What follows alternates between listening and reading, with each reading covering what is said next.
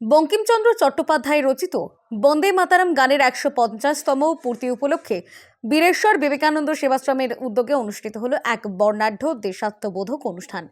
সরস্বতী শিশু মন্দির স্কুলের মাঠে আয়োজিত এই বিশেষ অনুষ্ঠানে ১৫০ কণ্ঠে সমবেতভাবে গাওয়া হয় বন্দে মাতরম, যা মুহূর্তেই সৃষ্টি করে এক আবেগঘন পরিবেশ। অনুষ্ঠানের অন্যতম আকর্ষণ ছিল ভারত মাতা পুজো। প্রতি বছরের ন্যায় এবছরও ধুমধাম করে পালিত হয় এই পুজো।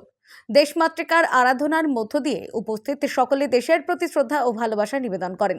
আয়োজকদের পক্ষ থেকে জানানো হয়, এবছর ভারত মাতা পুজো ১০ম বর্ষে পদার্পণ করলো। এক দশকের এই যাত্রায় স্থানীয় মানুষের সহযোগিতা ও অংশগ্রহণই তাদের প্রধান শক্তি। পাশাপাশি প্রজাতন্ত্র দিবস উপলক্ষে আয়োজন করা হয় এক বর্ণাঢ্য শোভাযাত্রা।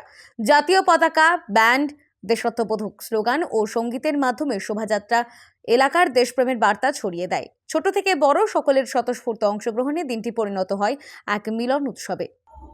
এবং সেই সঙ্গে এই বছর বঙ্কিমচন্দ্র চট্টোপাধ্যায়ের যে বন্দে মাতরম রচনা তার ১৫০ বছর পূর্তি হলো। সেই উপলক্ষে ১৫০ কণ্ঠে বন্দে মাতরম গান এবং সেই সঙ্গে ভারত মাতা পুজো বীরেশ্বর বিবেকানন্দ সেবাশ্রমের পরিচালনায় চলছে।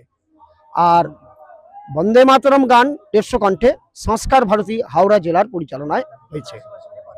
আর এই ভারত মাতা পুজো ১০ বছর পূর্ণ করল।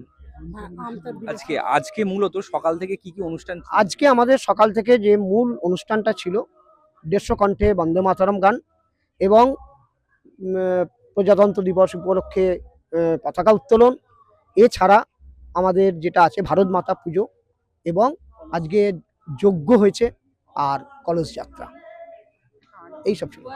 এই উপলক্ষে আমাদের এখানে ভোজন আছে, প্রসাদ আছে, প্রায় কয়েক হাজার লোক প্রসাদ খাবে এবং সংস্কার ভারতীর আজকে একটি সাংস্কৃতিক কার্যক্রম দুটোর সময় শুরু হবে।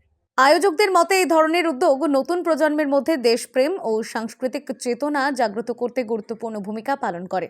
সমবেত কণ্ঠে বন্দে মাতরম ধ্বনিতে মুখরিত হয়ে ওঠে গোটা এলাকা, আর তার মধ্য দিয়েই পালিত হয় এক ঐতিহাসিক মুহূর্তের গর্বিত স্মরণ।